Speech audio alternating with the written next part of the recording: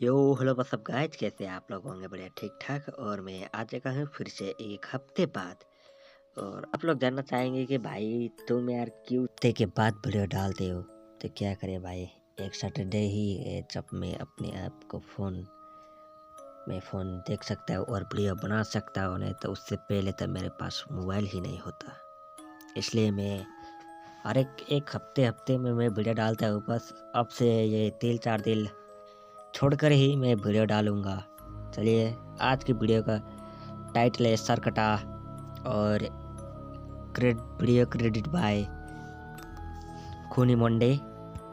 चलिए वीडियो को स्टार्ट करते हैं।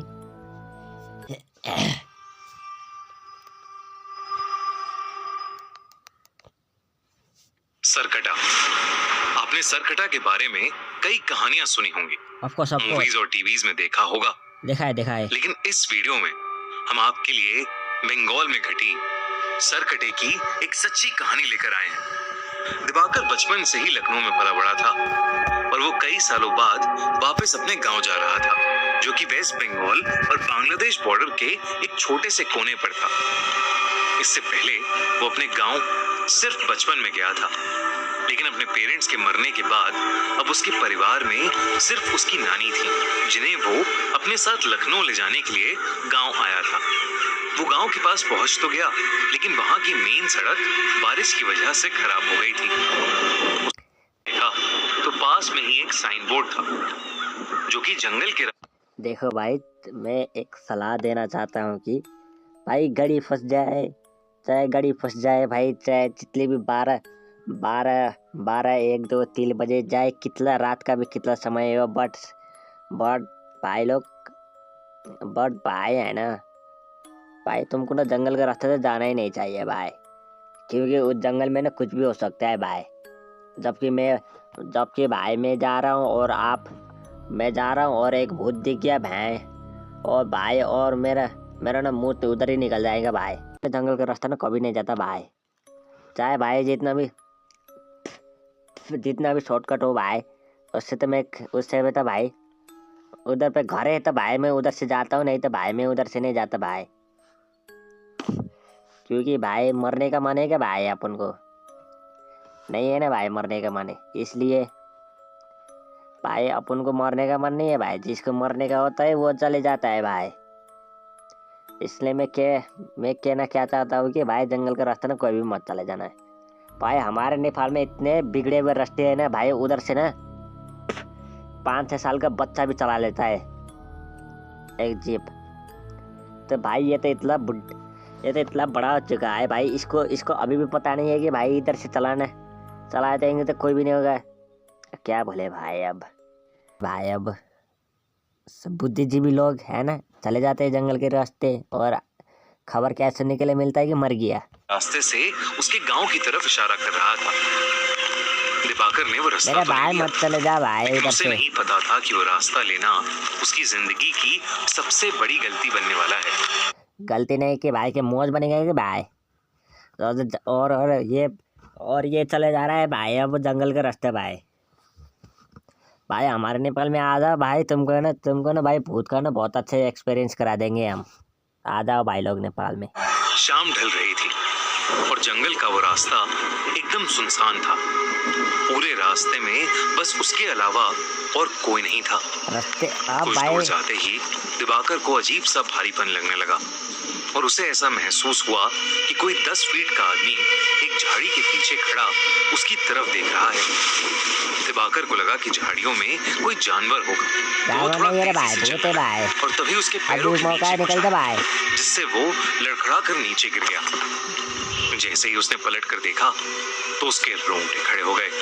वो जिस चीज से लड़खड़ाया था वो चीज कुछ और नहीं बल्कि किसी इंसान का कटा हुआ एक सर था।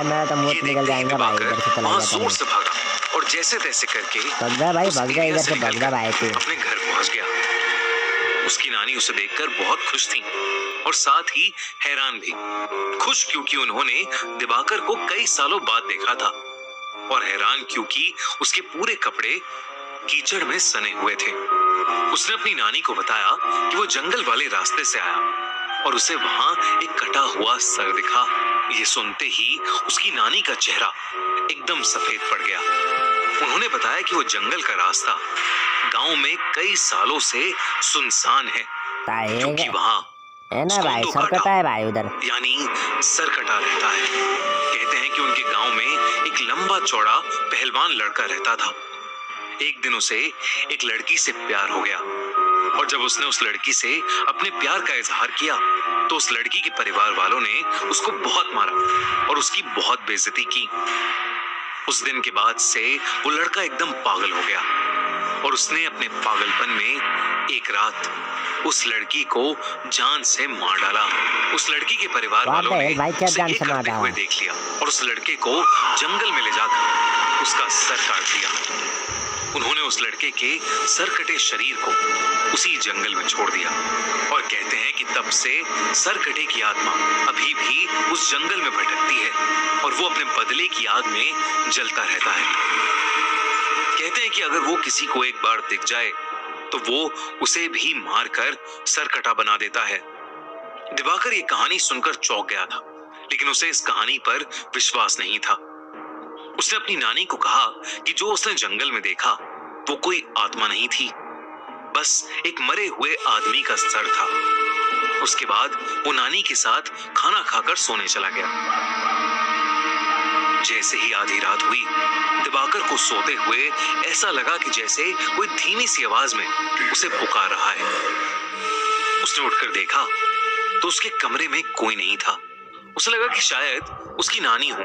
भाई जब शाम का समय था, जब भाई घर पे आने के लिए तेरे को भाई जितना भी समय मिल सकता था सर, तब भाई तू सीधा रास्ते से नहीं आ सकता था क्या? तेरे को किसने भाई जंगल से आने के लिए बोला?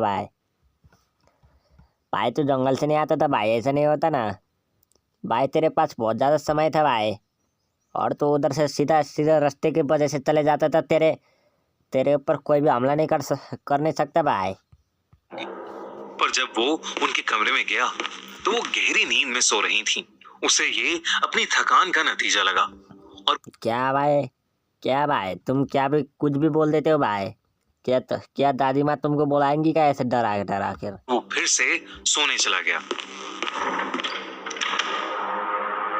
लेकिन उसकी आंख लगते ही उसे फिर से वही आवाज सुनाई दी। दिवाकर ने देखा कि वो उसी जंगल में है, और उसके ठीक पीछे एक 10 फुट लंबा आदमी खड़ा है, और उसके हाथ में उसका कटा हुआ सर है। वही भयानक सड़ते मांस वाला कटा सर जो उसे रास्ते में दिखा था।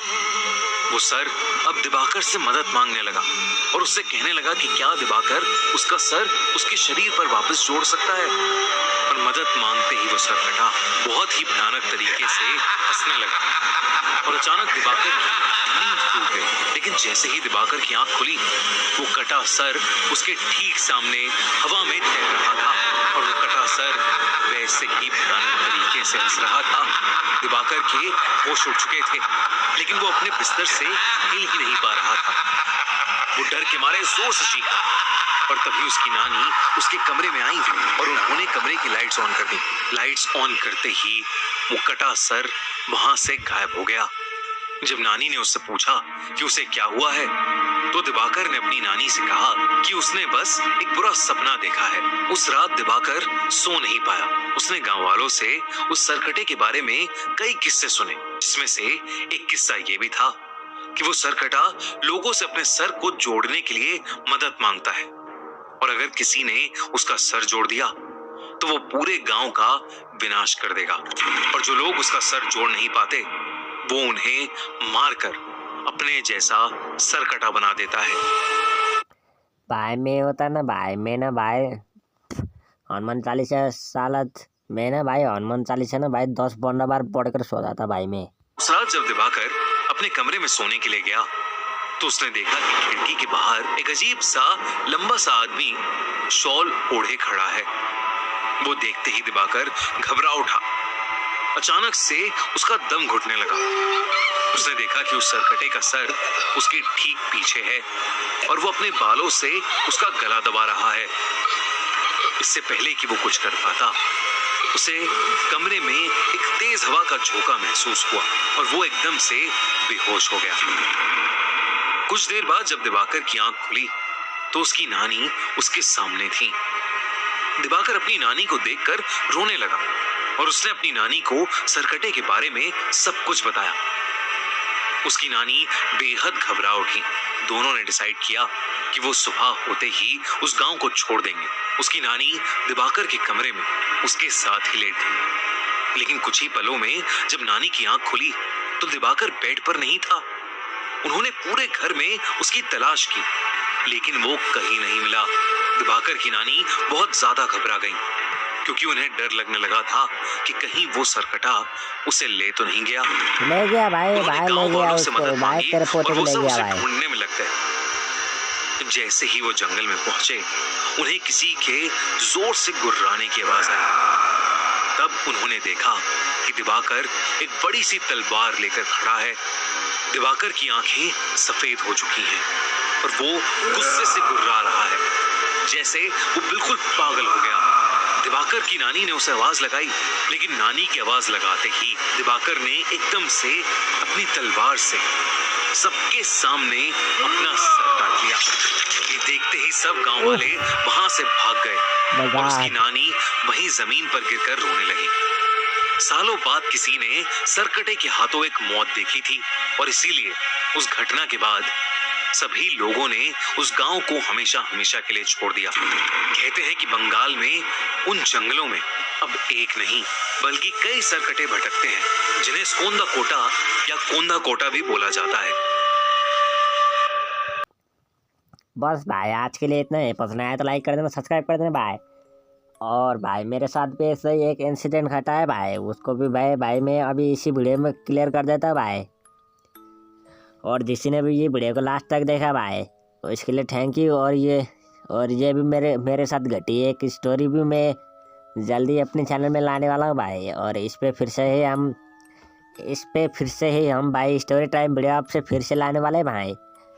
और भाई और देखना ना भूलेगा। और भाई वो वीडियो जल्दी आएगी भाई, वो वीडियो को मैं जल्दी अपलोड करूँगा। और मेरे साथ घटी एक इंसिडेंट्स के बारे में मैं कुछ बातचीत करूँगा है ना, उसके बाद खुलकर मैं बातचीत करूँगा, वो देखना ना भूलेंगे। बस आज के लिए इतना पसंद आया तो लाइक कर देना, सब्सक्राइब कर देना और पास में रही 1 घंटे को ऑल में सेट करके रख देना क्योंकि मैं जब भी मैं नया वीडियो डालूँगा तो सबसे पहले आपकी फ़ोन में ही नोटिफिकेशन आएगा। चलो बाय।